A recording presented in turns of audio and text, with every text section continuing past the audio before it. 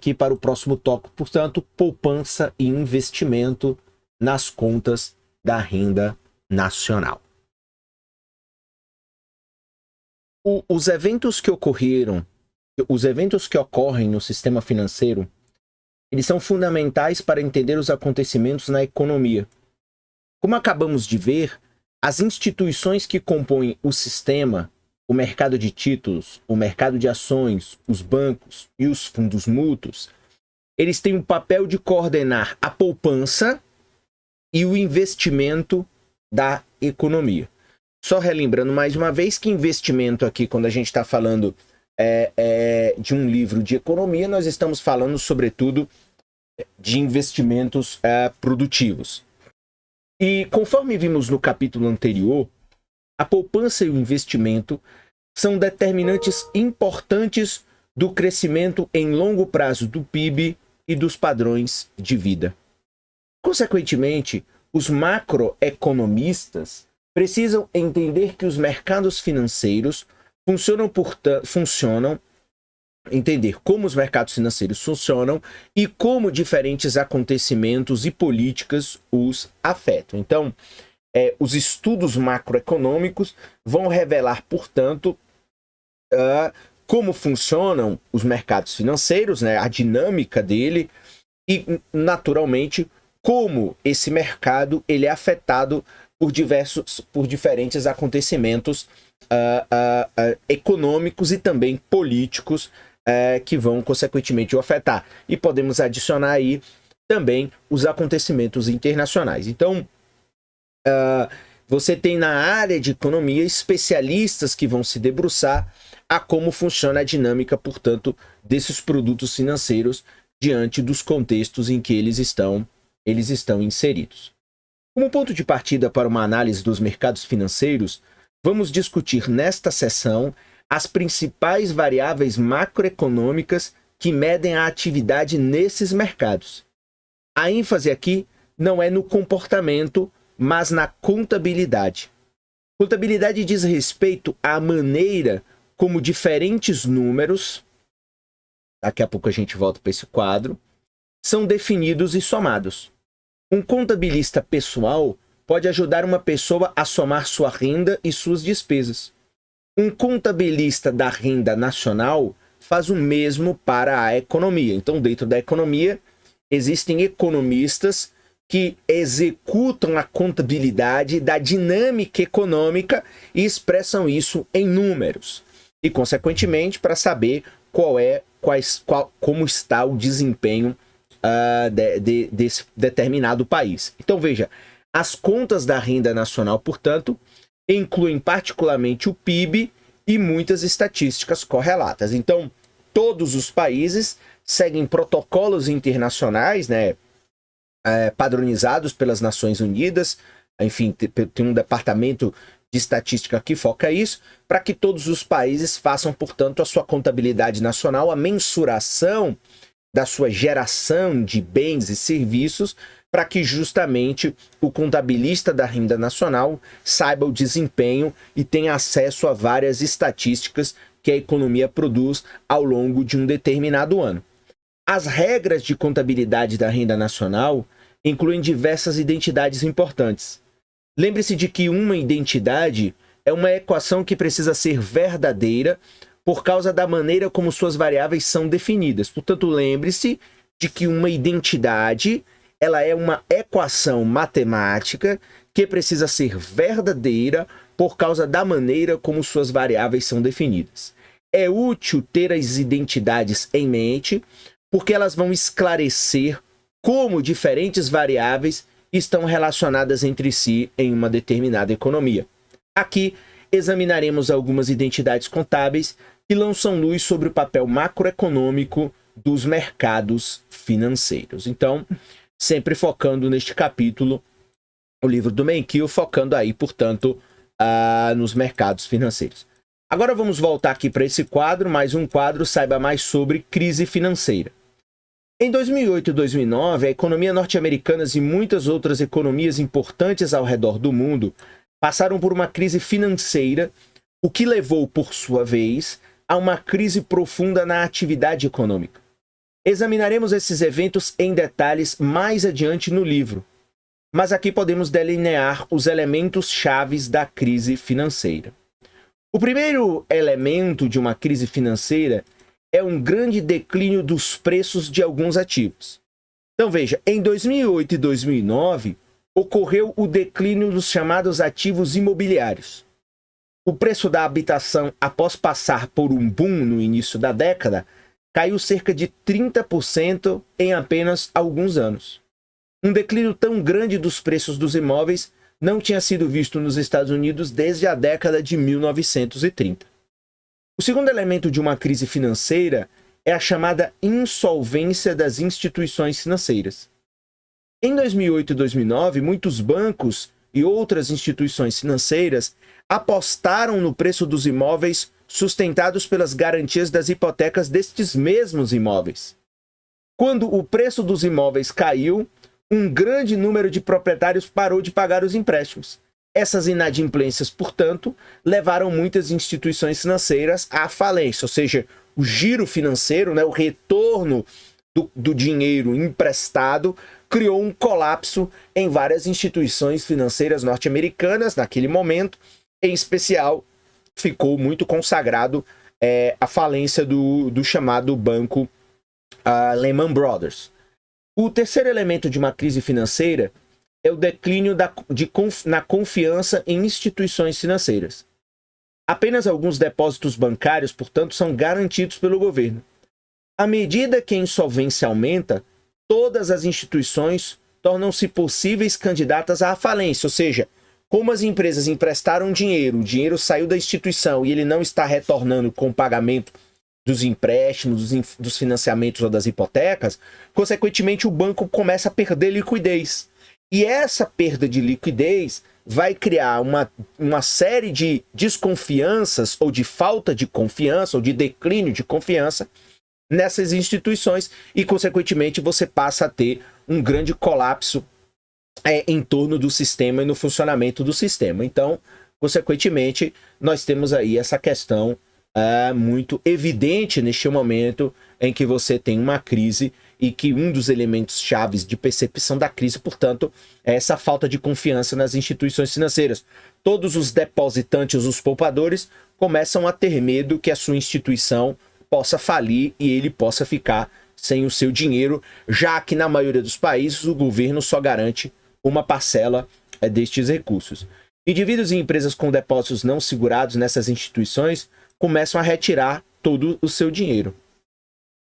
Para enfrentar saques maciços, os bancos começam a vender ativos, às vezes a preços muito abaixo do normal e a cortar novos empréstimos. Então, você passa a ter uma crise de liquidez. O quarto elemento de uma crise financeira é a escassez de crédito. Então, numa crise econômica, os bancos começam a ter medo de emprestar porque o sistema todo ele está sendo organizado por uma desconfiança muito grande. E, consequentemente, você tem essas questões em torno do seu funcionamento. Então, como muitas instituições financeiras estão enfrentando dificuldades, os futuros mutuários tiveram problemas para obter empréstimos, mesmo que tivessem projetos de investimentos rentáveis. Basicamente, o sistema financeiro teve problemas em executar sua função normal de direcionar os recursos dos poupadores para os tomadores de empréstimos com as melhores oportunidades de investimento. Ou seja, se as instituições financeiras passam a ter uma crise de liquidez, consequentemente elas não vão conceder novos empréstimos porque a liquidez, o seu caixa está muito baixo e todo mundo passa a desconfiar de todos os agentes econômicos de maneira generalizada, o que dificulta, consequentemente, a liberação de alguns empréstimos. No caso da crise financeira, logo no começo da crise, você passou quase um mês, várias instituições financeiras fecharam as suas carteiras de crédito, não concederam um mísero dólar de empréstimos ou de financiamento, principalmente ligados à exportação, porque a desconfiança no sistema era brutal. O quinto elemento de uma crise financeira é uma crise econômica, e aí veja a diferença. Então, com as pessoas impossibilitadas de obter financiamentos para novos projetos de investimento, houve declínio na demanda global de bens e serviços. Como resultado, por razões que discutimos mais adiante com mais detalhes, a renda nacional caiu e, portanto, o desemprego aumentou. Então, uma crise que é financeira, porque ela começa a acontecer apenas em instituições financeiras, ela começa a ter um rebatimento, ela começa a atingir também outras atividades econômicas, e aí você passa a ter, portanto, uma crise econômica, uma crise de múltiplos setores que passam, portanto, a ter dificuldade de produzir, dificuldade de se financiar, dificuldade de empregar e, consequentemente, a população em geral começa também a ter dificuldade de consumir. Então, tudo isso junto e misturado vai gerar o que seria, portanto, uma crise econômica. O sexto e último elemento de uma crise financeira é um círculo vicioso. Portanto, a crise econômica ela reduz a rentabilidade de muitas empresas e o valor de muitos ativos. Assim, voltamos ao primeiro estágio, em que os problemas do sistema financeiro e a crise econômica reforçam-se mutuamente. Portanto, crises financeiras, como as de 2008 e 2009, podem ter graves consequências. Felizmente, elas terminam. As instituições financeiras eventualmente se reerguem, talvez com alguma ajuda política do governo, e retornam à sua função normal, portanto, de intermediação financeira. Ok? Pois bem, vamos continuar aqui então, depois desse quadro, algumas identidades importantes. Então, vimos que o Produto Interno Bruto, chamado PIB, é tanto a renda total de uma economia quanto a despesa total em bens e serviços produzidos pela economia.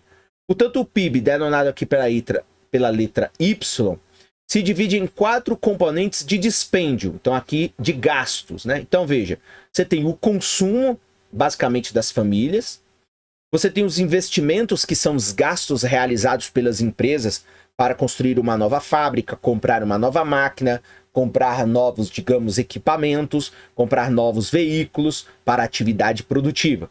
Você tem as compras do governo, que está expressa em G, e você tem as chamadas exportações líquidas, em que você vai pegar exportações menos importações, porque, consequentemente, tudo que você importa não é uma fabricação nacional. Portanto, você pode utilizar a capacidade produtiva de outros países para importar produtos, assim como outros países também utilizam a nossa capacidade produtiva quando nós passamos a exportar produtos. E aí nós temos essa clássica equação de PIB, em que nós vamos escrever em que Y é igual a consumo mais investimento mais gasto do governo mais exportações líquidas. Essa equação é uma identidade... Opa! Avançamos aqui um pouco mais, vamos voltar. Então, esta equação é uma identidade porque cada dólar do dispêndio que surge do lado esquerdo, portanto, que surge do lado esquerdo, também aparece em um dos 4 componentes do lado direito. Então, vão aparecer em algum componente do lado direito. Por causa da maneira como uma das variáveis é definida e medida, essa equação deve sempre ser verdadeira. Neste capítulo, simplificaremos a análise, supondo que a economia analisada ela seja fechada. Então veja, uma economia fechada apenas para títulos de compreensão didática é uma economia que não interage com outras economias. Mais especificamente, uma economia fechada não se engaja no comércio internacional de bens e serviços e não toma nem concede empréstimos internacionais. Então essa simplificação, mais uma vez uma simplificação teórica e uma simplificação analítica e didática, para apenas permitir nós compreendermos como é, portanto, o funcionamento dessa dinâmica poupança, investimento e sistema financeiro dentro aí dessa lógica de compreensão do que vem a ser, portanto, a renda nacional. É claro que as economias no mundo real são economias abertas, ou seja, elas interagem com outras economias do mundo. Ainda assim, a suposição de uma economia fechada é uma simplificação útil com a qual podemos aprender algumas lições que se aplicam a todas as economias. Então, mais uma vez, esse é o propósito de você ter, portanto, uma economia, uma análise baseada numa economia fechada. Além disso, essa suposição aplica-se perfeitamente à economia mundial, porque o comércio interplanetário ainda não é comum. Como uma economia fechada não está engajada no comércio internacional, as importações e as exportações são iguais a zero. Então, neste modelo aqui, exclui-se, portanto, as importações, o que você compra no exterior, e as exportações, que é aquilo que você vende no exterior. Portanto, as exportações líquidas aqui vão ser iguais a zeros. Então, neste caso, nós reescrevemos lá a função e nós temos, portanto, que o PIB, o Y, é igual ao consumo mais o investimento mais o gasto, as compras do governo ou os gastos do governo. Esta equação afirma que o PIB é a soma, portanto, do consumo, do investimento e das compras do governo. Cada unidade de produto vendida em uma economia fechada é consumida, investida ou comprada pelo governo. Para vermos o que esta identidade pode dizer a respeito dos mercados financeiros, vamos subtrair consumo e gasto do governo dos dois lados da equação. Então, o que nós vamos ter se a gente fizer essa subtração? Então, nós vamos ter que investimento, portanto, aqui, ó, o PIB menos o consumo menos os gastos do governo vai ser igual ao investimento. Então, basta eu tirar. Então, eu vou subtrair do PIB o consumo das famílias, vou subtrair do PIB os gastos do governo, só vai me restar, portanto, o investimento. Então, o lado esquerdo da equação, portanto, é Y menos consumo menos gastos do governo, é o que resta da renda total da economia após o pagamento dos gastos de consumo e de compras do governo. Portanto, esse montante ele é chamado de poupança nacional ou simplesmente poupança e é denotado por S, de save, né, do inglês poupança. Substituindo S por renda menos consumo menos gasto do governo, podemos chegar, portanto, à equação de que S é igual a investimento. E aí vamos aqui parar mais uma vez e refletir o seguinte. Primeiro, se você tiver com dificuldade de compreender essas equações, volte, realize anotações, pare o vídeo quantas vezes for necessário, volte à leitura, volte à explicação até que você compreenda. Então veja, voltando aqui para o começo lá da equação de uma economia fechada. Então, Y é igual a C, consumo mais investimento mais gastos do governo. Quando a gente faz um ajuste para saber aquilo que pode dizer respeito aos mercados financeiros, significa que toda a renda, menos todo o consumo, menos todos os gastos do governo, vai significar, portanto, a poupança desse país. Ou seja, então, eu ganho 1.000, se eu gasto 500 e o governo gasta 200, sobrou, portanto, 300. Esse 300 é a poupança. E como essa equação coloca que é igual a investimento, significa que o que eu poupo, dentro dessa lógica teórica, vai corresponder ao investimento. Portanto, veja, esta equação afirma que poupança é igual ao investimento. Então, tudo que a economia poupa pode virar um investimento para que empresas realizem, portanto, a ampliação produtiva, expansão de suas atividades e por aí vai. Então, basicamente, esses são os ajustes matemáticos que são feitos nessa forma. Então, mais uma vez, renda é igual a consumo mais investimento mais gastos do governo. Quando a gente faz o reposicionamento aqui da identidade, nós vamos ter, portanto, que a renda menos o consumo, menos os gastos de governo é igual ao investimento. E esse lado esquerdo da equação, renda menos consumo, menos gasto do governo, corresponde à poupança, ao S. Portanto, nós temos aqui que poupança é igual a investimento.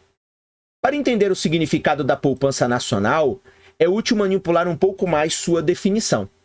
Então, CJT, o montante que o governo recolhe das famílias na forma de impostos, menos a quantia que restitui a elas na forma de pagamentos de transferência, como Seguridade Social e bem-estar social. Então, nesse contexto, podemos representar a poupança nacional de duas maneiras. Então, tendo lá a fórmula inicial, então, dado que poupança é igual a PIB menos consumo menos gasto do governo, fazendo os ajustes e levando em consideração que o governo tem parte daquilo que ele recolhe de impostos, que ele devolve para a família, nós vamos ter que poupança, entre parênteses, é igual a renda menos o montante que o governo recolhe na forma de impostos menos a quantia que ela restitui. Portanto, o governo pode devolver parte dos impostos e parte desses impostos pode ser poupado, menos o consumo, mais aquilo que o governo captura, menos os gastos do governo. Então, você vai fazendo esse ajuste aí. Mais uma vez, se a explicação ficou rápido, se você não entendeu, volta novamente o vídeo e vai passando de maneira paulatina, vai anotando, vai acompanhando a explicação de maneira bem prática. Então, essas equações elas são iguais porque esses dois t's da segunda equação cancelam-se mutuamente, mas cada uma delas revela uma maneira diferente de pensar sobre a poupança nacional. Então, em particular, a segunda equação separa a poupança nacional em duas partes. Então, veja, você tem a poupança privada, portanto, veja, a renda menos aquilo que as famílias pagam de impostos, menos o consumo. Então, aqui é uma poupança privada. Mais a poupança pública. Então, tudo aquilo que o governo restitui, menos os gastos do governo. Então, deu para compreender aí agora de maneira. Então, você tem uma parte que é chamada poupança privada e a outra parte que é chamada poupança pública. Ou seja, mais uma vez, se eu tenho uma poupança, eu tenho a minha renda nacional, menos aquilo que eu pago de imposto, menos aquilo que eu consumo, mais aquilo que o governo pega tudo de tributos, menos o que restitui às famílias. Então, digamos que é a receita do governo, menos os gastos do governo. Então, esse T aqui nós podemos também, em alguns manuais, vai ser atribuídos como tributos. Então, tributos menos os gastos do governo é a poupança pública. Então, você tem parte que a sociedade poupa, daquilo que tem de renda, e você tem parte daquilo que o governo tem de receita, menos os seus gastos,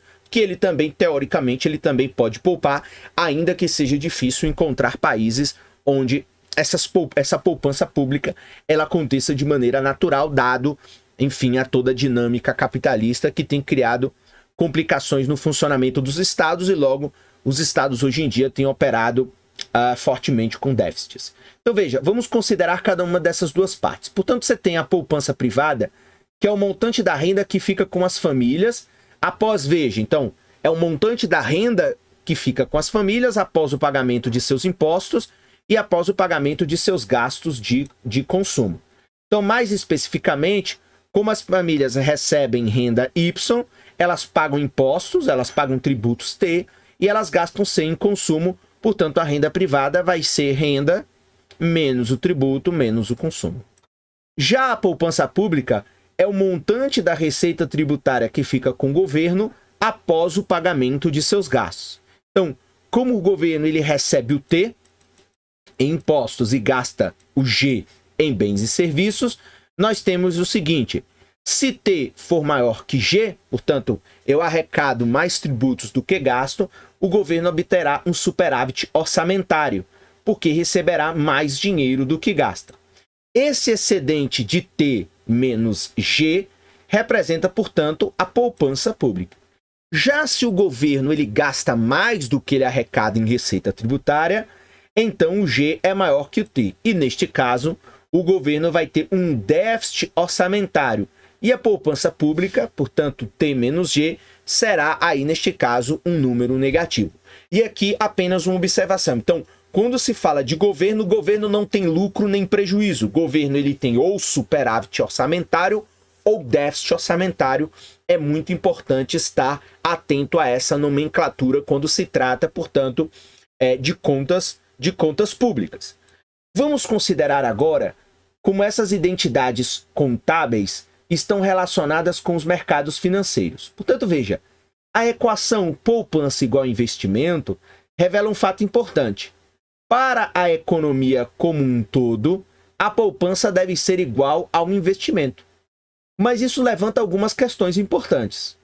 Que mecanismos estão por trás desta identidade que faz com que poupança seja igual ao investimento? O que coordena as pessoas que estão decidindo quanto poupar e as que estão decidindo quanto investir?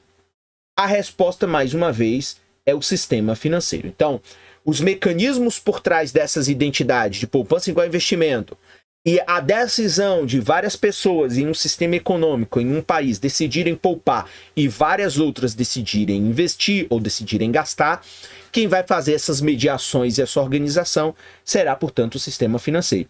Portanto, o mercado de títulos, o mercado de ações, os bancos e os fundos mútuos e os demais mercados intermediários financeiros se colocam entre os dois lados da equação poupança igual investimento. Portanto, eles recolhem a poupança nacional e vão direcionar ao investimento nacional.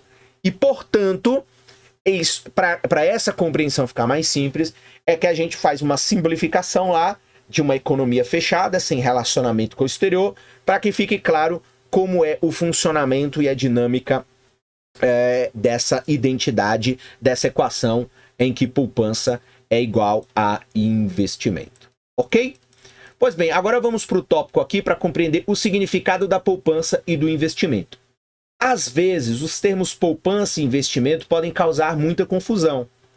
A maioria das pessoas utiliza esses termos de maneira casual e até intercambiável. E aí, a gente tem que lembrar que, como aqui é um livro de introdução à economia, essa é uma videoaula de economia, a economia faz com que essas expressões tenham sentidos diferentes.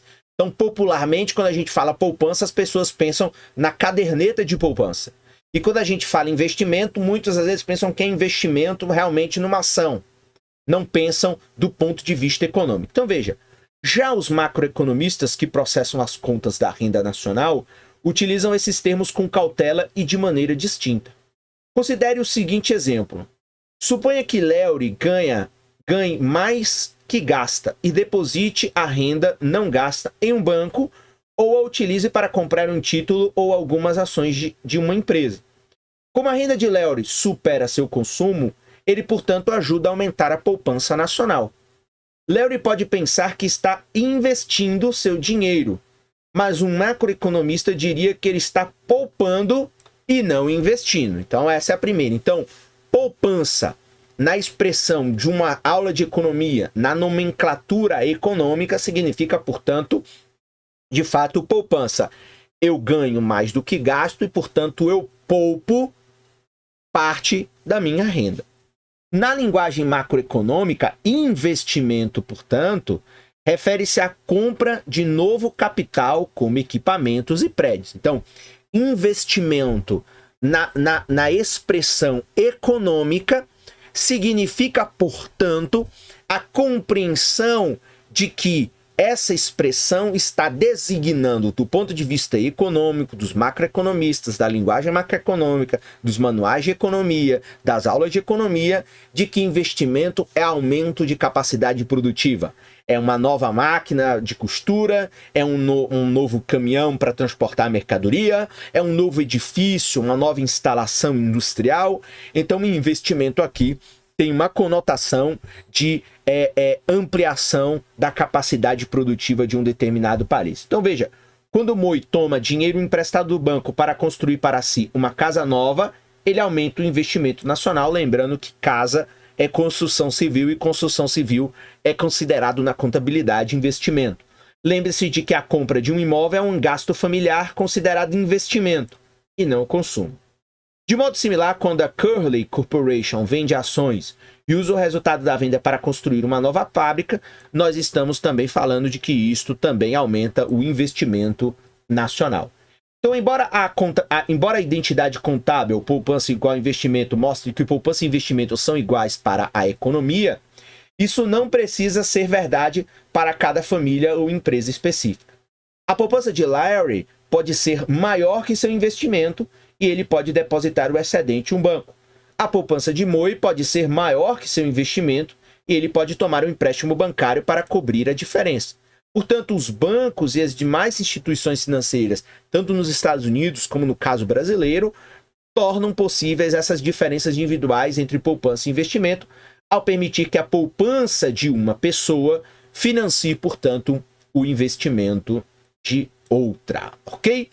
Mais uma vez, reitero aqui, caso você esteja com dificuldade